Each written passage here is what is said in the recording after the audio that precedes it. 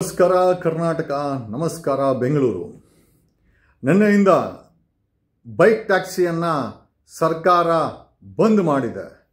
ಸುಮಾರು 18% students population ಈ bike taxi ಸರ್ವಿಸ್ಗಳನ್ನು ಬಳಸ್ತಾ ಇದ್ರು.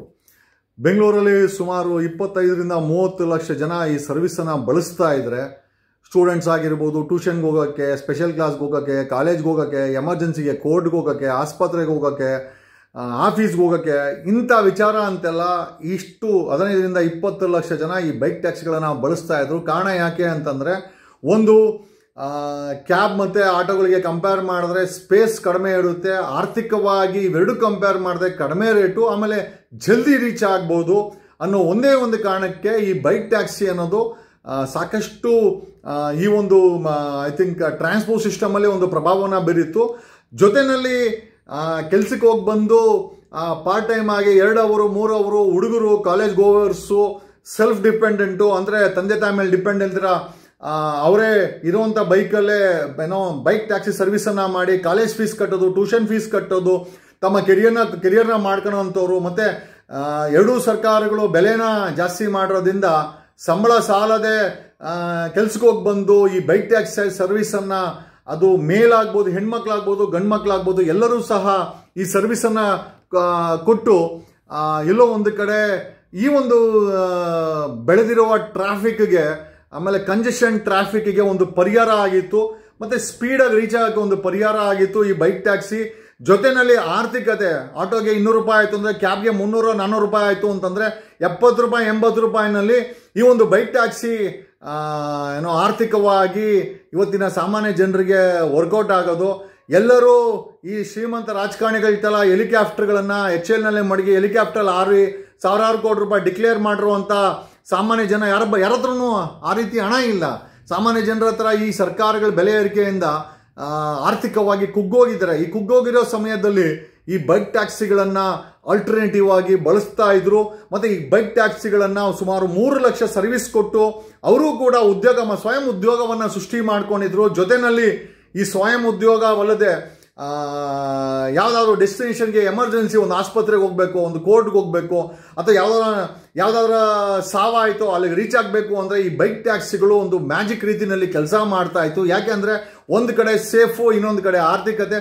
ಆಮೇಲೆ ನಾನು ಯಾವುದ್ರಲ್ಲಿ ಹೋಗ್ತೀನೋ ಅದನ್ನು ಡಿಸೈಡ್ ಮಾಡೋವಂಥ ಅಧಿಕಾರವನ್ನು ಕಾನೂನಾತ್ಮಕವಾಗಿ ನಮ್ಮ ದೇಶದ ಸಂವಿಧಾನ ಕೊಟ್ಟಿದೆ. ನಾನು ಹೆಲಿಕಾಪ್ಟರ್ ಹೋಗೋದು ಅದು ನನ್ನ ಇಚ್ಛೆ, ಅಥವಾ ನಾನು ಟ್ರೈನಲ್ಲಿ ಹೋಗ್ಬೇಕಾ ಅದು ನನ್ನ ಇಚ್ಛೆ, ಬಸ್ಸಲ್ಲಿ ಹೋಗ್ಬೇಕಾ ನನ್ನ ಇಚ್ಛೆ, ನಾನು ಟ್ಯಾಕ್ಸಿನಲ್ಲಿ ಹೋಗ್ಬೇಕಾ, ಆಟೋನಲ್ಲಿ ಹೋಗ್ಬೇಕಾ ಅದು ನನ್ನ ಇಚ್ಛೆ, ಅಕಸ್ಮಾತ್ ಬೈಕಲ್ಲಿ ಹೋದ್ರು ಕೂಡ ಅದು ನನ್ನ ಇಚ್ಛೆ ಅಂತ ಹೇಳ್ತಾ, ಈಗ ಕೆಲಸಕ್ಕೆ ಹೋಗಿ ಬಂದು ಈ ಎರಡೂ ಸರ್ಕಾರಗಳು ಮಾಡಿರುವಂಥ ಬೆಲೆ ಏರಿಕೆಯಲ್ಲಿ ಒಂದಷ್ಟು 3-3.5 ಲಕ್ಷ ಜನ ಸ್ವಯಂ ಉದ್ಯೋಗವನ್ನು ಸೃಷ್ಟಿ ಮಾಡ್ಕೊಂಡಿದ್ರು. ತಮ್ಮ ಬೈಕನ್ನು ಬಳಸಿ ಯಾವುದೇ ಕಳ್ತನ ಮಾಡ್ತಾ ಇರಲಿಲ್ಲ, ಯಾವುದೇ ಅತ್ಯಾಚಾರ ಮಾಡ್ತಿರಲಿಲ್ಲ, ಯಾವುದೇ ಕ್ರೈಮ್ ಮಾಡ್ತಾ ಇರಲಿಲ್ಲ. ಆರ್ಥಿಕವಾಗಿ ತಮಗೆ ಸಪೋರ್ಟ್ ಮಾಡಲಿಕ್ಕೆ ಈ ಒಂದು ವ್ಯವಸ್ಥೆಯನ್ನು, ಈ ಒಂದು ಸರ್ವಿಸನ್ನು ಕೊಟ್ಟು ಸಂಪಾದನೆ ಮಾಡ್ತಾ ಇದ್ರು. ಅವರ 3 ಲಕ್ಷ ಜನರ ಒಟ್ಟಿಗೆ ತಣ್ಣೀರು ಬಟ್ಟೆನ ಹಾಕದಂಥ ಈ ಒಂದು ಸರ್ಕಾರದ ನಡೆ ಎಷ್ಟರ ಮಟ್ಟಿಗೆ ಸರಿ? ನಾವು ಈ ಒಂದು ಬೈಕ್ ಟ್ಯಾಕ್ಸಿಯನ್ನು ಮತ್ತೆ ವಾಪಸ್ಸು ಸಮಾಜಕ್ಕೆ, ಈ ಒಂದು ಸೊಸೈಟಿಗೆ ಸರ್ಕಾರ ಬಿಡಬೇಕು ಅಂತ ನಾವು ಈ ಒಂದು ಸರ್ಕಾರದ ನಡೆಯನ್ನು ವಿರೋಧಿಸುತ್ತಾ ಬೈಕ್ ಟ್ಯಾಕ್ಸಿ ಮೇಲೆ 20ರಿಂದ 25 ಲಕ್ಷ ಜನ ಡಿಪೆಂಡ್ ಆಗಿದ್ರು. 3 ಲಕ್ಷಕ್ಕೂ ಹೆಚ್ಚು ಜನ ಈ ಸರ್ವಿಸನ್ನು ಕೊಡ್ತಾ ಇದ್ರು. ಸರ್ವಿಸ್ ತಗೊಳ್ತಾ ಇದ್ದಂಥ ನಾಗರಿಕರು ಖುಷಿಯಾಗಿದ್ರು, ಕೊಡ್ತಾರೋ ಖುಷಿಯಾಗಿದ್ರು. ಸರ್ಕಾರದ ತಕರಾರು ಯಾಕೆ? ಸರ್ಕಾರಗಳು ನಾವು 180 ರೂಪಾಯಿ ಕೊಡೋ ಕಡೆ 300 ರೂಪಾಯಿ 400 ರೂಪಾಯಿ ಆಟೋಗೋ ಕ್ಯಾಬ್ಗೋ ಕೊಟ್ಟು ಹೋದ್ರೆ ನಮ್ಮ ಜೇಬಿಗೆ ಕತ್ತರಿ ಬೀಳಿದ್ರೆ ಸರ್ಕಾರ ಇದನ್ನು ಕಾಂಪನ್ಸೇಟೆಡ್ ಮಾಡೋಕೆ ರೆಡಿ ಇದೆಯಾ? ನಾವು ಕ್ಯಾಬಲ್ಲಿ ಹೋಗೋಕ್ಕೆ ರೆಡಿ ಇದ್ದೀವಿ, ನಾವು ಬೈಕಲ್ಲಿ ಹೋಗ್ಬೇಕಾದ್ರೆ 80 ರೂಪಾಯಿ 70 ರೂಪಾಯಿ ಆಗ್ತಾಯಿದ್ದು, ಮಿಕ್ಕಿದ ಹಣವನ್ನು ಸರ್ಕಾರ ಸಬ್ಸಿಡಿ ಮಾಡೋದಾದರೆ ಈ ಒಂದು ನಡೆಯನ್ನು ನಾವು ಸ್ವಾಗತ ಮಾಡ್ತೀವಿ. ಆಮೇಲೆ ನಾವು ಜಲ್ದಿ ರೀಚ್ ಆಗಬೇಕಾದ್ರೆ ಕ್ಯಾಬಲ್ಲಿ ಮತ್ತು ಆಟೋದಲ್ಲಿ ಹೋಗ್ಲಿಕ್ಕೆ ಸಾಧ್ಯ ಇಲ್ಲ. ಆಮೇಲೆ ನನ್ನ ಟ್ರಾನ್ಸ್ಪೋರ್ಟನ್ನು ನಾನು ನಿರ್ಧಾರ ಮಾಡುವಂಥ ಅಧಿಕಾರವನ್ನು ಈ ದೇಶದ ಸಂವಿಧಾನ ಕೊಟ್ಟಿದ್ದೆ. ನಾನು ಡಿಸೈಡ್ ಮಾಡ್ಕೊತೀನಿ ಬೈಕ್ ಟ್ಯಾಕ್ಸಿ ಇಲ್ಲ, ಅದಕ್ಕೆ ಬೇಕಾದಂಥ ಪ್ರೊಸೀಜರ್ಗಳನ್ನು ನಿರ್ಮಾಣ ಮಾಡಬೇಕಾದಂಥ ಸರ್ಕಾರ, ನಾನು ಬೈಕ್ ಟ್ಯಾಕ್ಸಿಗೆ ಪ್ರೊಸೀಜರ್ನೇ ಏನೋ ನಿರ್ಮಾಣ ಮಾಡಲ್ಲ, ಈ ಬೈಕ್ ಟ್ಯಾಕ್ಸಿಯನ್ನು ಬ್ಯಾನ್ ಮಾಡಿ ಅಂತ ಹೇಳಿ ಶ್ರೀಮಂತರ ಸಮಾಜಕ್ಕೆ ಏನಾದರೂ ಈ ಸರ್ಕಾರ ಕೂಗುಡ್ತಾ ಆಮೇಲೆ ಇದ್ರ ಮೇಲೆ ಡಿಪೆಂಡ್ ಆದಂಥ 3 ಲಕ್ಷ ಸರ್ವಿಸ್ ಪ್ರೊವೈಡರ್ಸ್ ಗತಿ ಏನಾಗಬೇಕು? ಅವರೆಲ್ಲ ಸಮಾಜದಲ್ಲಿ ಕಳ್ತನ ಕ್ರೈಮ್ ಮಾಡಿ ಜೀವನ ಮಾಡಬೇಕಾ, ಅಥವಾ ಕಡಿಮೆ ರೇಟಲ್ಲಿ ಅತಿ ವೇಗವಾಗಿ ಅಥವಾ ಅತಿ ಶೀಘ್ರದಲ್ಲಿ ಬೇರೆ ವೆಹಿಕಲ್ ಕಂಪೇರ್ ಮಾಡಿದ್ರೆ ಶೀಘ್ರದಲ್ಲಿ ರೀಚ್ ಆಗ್ತಾ ಇದ್ದಂಥ ಬೈಕ್ ಟ್ಯಾಕ್ಸಿ ಸರ್ವಿಸ್ಗಳನ್ನು ಬಳಸ್ತಾ ಇದ್ದಂಥ ಸ್ಟೂಡೆಂಟ್ಸ್ ಪಾಪ್ಯುಲೇಷನ್ ಆಗಿರ್ಬೋದು, ಎಮರ್ಜೆನ್ಸಿ ಮತ್ತು ಆಫೀಸ್ಗೆ ಹೋಗುವಂಥವ್ರು, ಅವ್ರ ಕತೆ ಏನಾಗಬೇಕು? ಆಮೇಲೆ ನಮ್ಮ ಈಗ ಬೈಕ್ ಟ್ಯಾಕ್ಸಿ ಬದಲು ಈ ಆಟೋ ಮತ್ತು ಕಾರುಗಳನ್ನು ಬಳಸಬೇಕಾದ್ರೆ ನಮ್ಮ ಜೇಬಿ ಮೇಲೆ ಬೀಳುವಂಥ ಕತ್ತರಿಯನ್ನು ಸರ್ಕಾರ ಕೊಡುತ್ತಾ?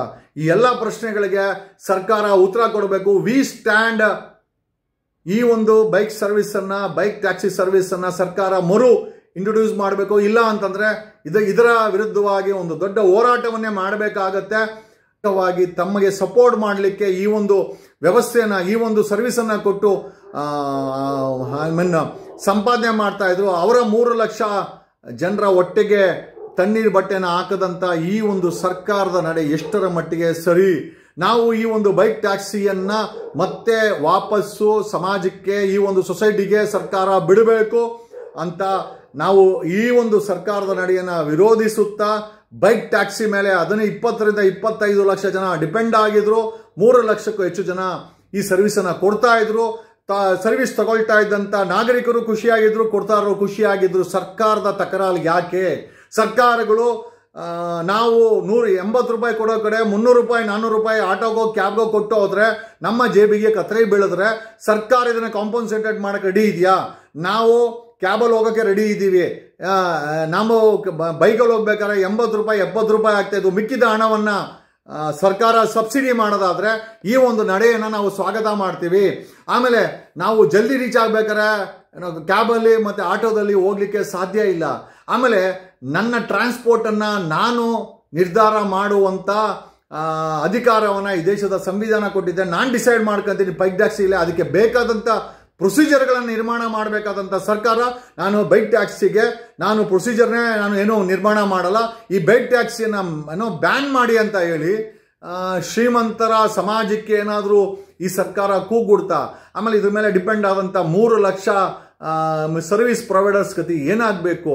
ಅವರೆಲ್ಲ ಸಮಾಜದಲ್ಲಿ ಕಳ್ತನ ಕ್ರೈಮ್ ಮಾಡಿ ಜೀವನ ಮಾಡಬೇಕಾ, ಅಥವಾ ಕಡಿಮೆ ರೇಟಲ್ಲಿ ಅತಿ ವೇಗವಾಗಿ ಅಥವಾ ಅತಿ ಶೀಘ್ರದಲ್ಲಿ ಬೇರೆ ವೆಹಿಕಲ್ ಕಂಪೇರ್ ಮಾಡಿದ್ರೆ ಶೀಘ್ರದಲ್ಲಿ ರೀಚ್ ಆಗ್ತಾ ಇದ್ದಂಥ ಬೈಕ್ ಟ್ಯಾಕ್ಸಿ ಸರ್ವಿಸ್ಗಳನ್ನು ಬಳಸ್ತಾ ಇದ್ದಂಥ ಸ್ಟೂಡೆಂಟ್ಸ್ ಪಾಪ್ಯುಲೇಷನ್ ಆಗಿರ್ಬೋದು, ಎಮರ್ಜೆನ್ಸಿ ಮತ್ತು ಆಫೀಸ್ಗೆ ಹೋಗುವಂಥವ್ರು, ಅವ್ರ ಕತೆ ಏನಾಗಬೇಕು? ಆಮೇಲೆ ನಮ್ಮ ಈಗ ಬೈಕ್ ಟ್ಯಾಕ್ಸಿ ಬದಲು ಈ ಆಟೋ ಮತ್ತು ಕಾರುಗಳನ್ನು ಬಳಸಬೇಕಾದ್ರೆ ನಮ್ಮ ಜೇಬಿ ಮೇಲೆ ಬೀಳುವಂಥ ಕತ್ತರಿಯನ್ನು ಸರ್ಕಾರ ಕೊಡುತ್ತಾ? ಈ ಎಲ್ಲ ಪ್ರಶ್ನೆಗಳಿಗೆ ಸರ್ಕಾರ ಉತ್ತರ ಕೊಡಬೇಕು. ವಿ ಸ್ಟ್ಯಾಂಡ್ ಈ ಒಂದು ಬೈಕ್ ಸರ್ವಿಸನ್ನು, ಬೈಕ್ ಟ್ಯಾಕ್ಸಿ ಸರ್ವಿಸನ್ನು ಸರ್ಕಾರ ಇಂಟ್ರೊಡ್ಯೂಸ್ ಮಾಡಬೇಕು. ಇಲ್ಲ ಅಂತಂದರೆ ಇದರ ವಿರುದ್ಧವಾಗಿ ಒಂದು ದೊಡ್ಡ ಹೋರಾಟವನ್ನೇ ಮಾಡಬೇಕಾಗತ್ತೆ. ಇಟ್ಸ್ ಮೈ ರೈಟ್, ಸಂವಿಧಾನ ನನಗೆ ಹಕ್ಕು ಕೊಟ್ಟಿದೆ, ನಾನು ಬೈಕ್ ಟ್ಯಾಕ್ಸಿಲಿ ಹೋಗ್ತೀನಿ. ಅದಕ್ಕೆ ಬೇಕಾದಂಥ ಕಾನೂನು ರೂಪರೇಷೆಗಳನ್ನು ರಾಜ್ಯ ಸರ್ಕಾರ ರಚಿಸಬೇಕೇ ಹೊರತು ಅದನ್ನು ಸಂಪೂರ್ಣವಾಗಿ ಬ್ಯಾನ್ ಮಾಡಿರೋದು ಎಲ್ಲೋ ಒಂದು ಕಡೆ ನಿಮ್ಮ ಏಡಿತನ ಅನಿಸುತ್ತೆ. ಆಮೇಲೆ ಕಾನೂನು ಜ್ಞಾನವಿಲ್ಲದೆ, ಸಂವಿಧಾನದ ಜ್ಞಾನವಿಲ್ಲದಂಥ ಸರ್ಕಾರ, ಆಮೇಲೆ ಜನ ವಿರೋಧಿ ಮತ್ತು ಬಡವರ ವಿರೋಧಿ ಸರ್ಕಾರ ಇದು ಅಂತ ಹೇಳುತ್ತಾ ಈ ಒಂದು ಬೈಕ್ ಟ್ಯಾಕ್ಸಿ ಸರ್ವಿಸನ್ನು ಮತ್ತೆ ರೀಇಂಟ್ರೊಡ್ಯೂಸ್ ಮಾಡಿಸ್ಬೇಕು. ಈ ಬ್ಯಾನನ್ನು ನೀವು ವಿಡ್ರಾ ಮಾಡಬೇಕು ಅಂತ ಹೇಳುತ್ತಾ ಆ ಸರ್ವಿಸನ್ನು ಬಳಸ್ತಾ ಇದ್ದಂಥ ಎಲ್ಲರ ಪರವಾಗಿ ಮತ್ತು ಈ ಒಂದು ಟ್ಯಾಕ್ಸಿ ಸರ್ವಿಸನ್ನು ಕೊಡ್ತಾ ಇದ್ದಂಥ ಪಾರ್ಟ್ ಟೈಮ್ ಜಾಬ್ ಮಾಡ್ತಾ ಇದ್ದಂಥ ಎಲ್ಲರ ಪರವಾಗಿ ಈ ವಿಡಿಯೋನ ಮಾಡಿ ಈ ಒಂದು ವಿರೋಧವನ್ನು ವ್ಯಕ್ತಪಡಿಸ್ತಾ ಇದ್ದೀವಿ. ಪ್ಲೀಸ್ ವಾಟ್ಸಪ್ ಯುವರ್ ಒಪಿನಿಯನ್, ನಿಮ್ಮ ಅಭಿಪ್ರಾಯ. ಈ ಒಂದು ಬೈಕ್ ಟ್ಯಾಕ್ಸಿಯನ್ನು ಬ್ಯಾನ್ ಮಾಡಿದ್ದನ್ನು ಸರಿಯಾ? ನಿಮ್ಮ ಅಭಿಪ್ರಾಯವನ್ನು ಖಂಡಿತವಾಗಿ ನಮಗೆ ತಿಳಿಸಿ ಅಂತ ಹೇಳುತ್ತಾ ಕಮೆಂಟ್ ಮಾಡಿ.